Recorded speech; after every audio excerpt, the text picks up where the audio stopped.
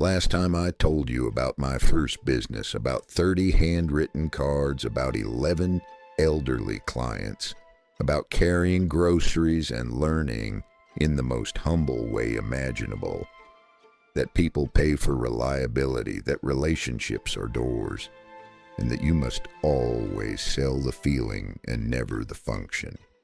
I was 18 when that business taught me everything it had to teach, and I was 19 when I met the man who would change the direction of my entire life. I have never revealed his name, I never will, but what he told me, I will share with you today. Let me tell you how I found him. It was not through a network. I had no network worth speaking of at 19. It was not through a referral. I knew nobody who moved in the circles I was trying to reach. It was through a letter I had read in one of the many books I was consuming at the time, that the most successful people in any field receive very few genuine, thoughtful letters, that most people never write, that most people assume access is impossible and never try. So I tried. I identified 3 men in my city who had built significant wealth. I researched them as thoroughly as a 19-year-old with no internet could research anyone. I went to the library, I read newspaper archives, I found interviews. I studied their businesses, their decisions, their philosophies, and then I wrote each of them a letter, not asking for money, not asking for a job, not flattering them with empty praise. I wrote each one a specific, thoughtful letter that demonstrated I had studied them seriously. I asked one question, a genuine question I could not answer myself, and I asked for 30 minutes of their time. 2 never replied. 1 did. His name I will not give you, but I will tell you that he was in his late 50s. That he had built 3 significant businesses, that he had lost everything twice and rebuilt from nothing twice, and that he had, at the time I wrote to him, quietly accumulated more wealth than anyone in our city knew. He replied with 4 words, "Come on Tuesday morning."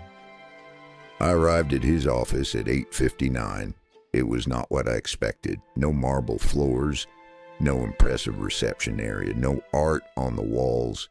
It was a modest office above a hardware store, a desk, 2 chairs, a window overlooking a street market.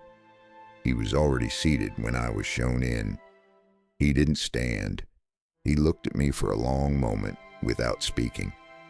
And then he said, "You're younger than I expected." I said, "You're less impressive than I expected." There was a silence, and then he laughed, a real laugh, and he said, "Sit down. You might be worth an hour after all."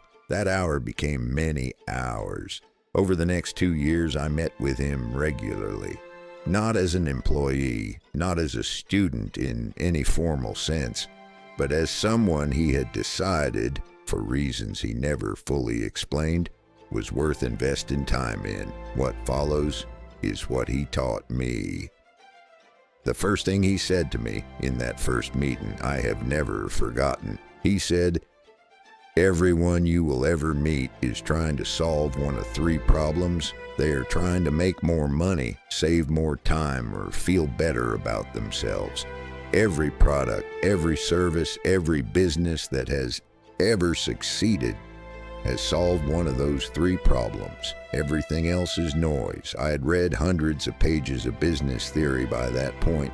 I had studied markets and strategies and models. Nobody had ever reduced it to something that simple. I asked him, which of the 3 is most valuable? He thought for a moment. Then he said, "The third, always the third. Money and time are finite. People's need to feel significant, to feel seen, respected, admired, is infinite. Build businesses that make people feel significant, and you will never run out of customers." I have tested this principle across every industry I have ever operated in. It has never failed. The second thing he taught me was about the nature of risk. I had grown up, like most people, with a binary understanding of risk. Either you take risks or you don't. Either you are bold or you are cautious. He dismantled that completely. He said, risk is not a personality trait. It is a calculation. The question is never whether to take risk. The question is whether you understand the risk you are taking. He told me about his first major failure, a business he had built over 7 years, gone in 18 months because of one risk he had not properly understood. Not because he had taken a risk, but because he had taken a risk without fully mapping its dimensions. He said, I have taken risks that looked insane to everyone around me, and I have avoided risks that looked safe to everyone around me. The difference was never my courage, it was my information. Before you risk anything significant, map the downside completely, not partially, not optimistically, completely. Ask yourself, if everything goes wrong, what exactly happens? Can I survive it? Can I rebuild from it? If the answer is yes, the risk is probably worth taking. If the answer is no, do not take it, no matter how good the upside looks. This framework has saved me from catastrophic losses more times than I can count. The third thing he taught me, and this is the one that took me the longest to fully understand, was about the difference between being busy and building.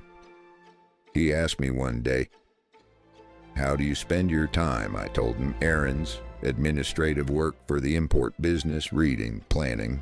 He was quiet for a moment. Then he said, how much of that time is spent on activities that will be worth more in 10 years than they are today?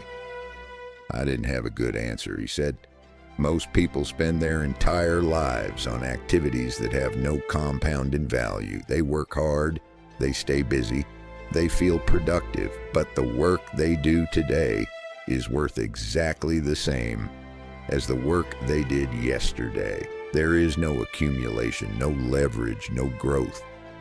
The wealthy, the genuinely wealthy, are obsessive about investing their time in things that compound, skills that become more valuable with practice, relationships that deepen over years, assets that appreciate, knowledge that builds on itself. He said, every evening, ask yourself one question. Did anything I did today become more valuable because of what I did yesterday? If the answer is consistently no, you are not building, you're just surviving.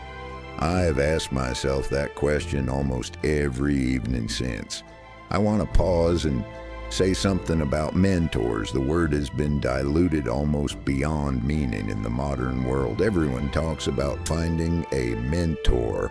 Courses are sold on how to attract mentors.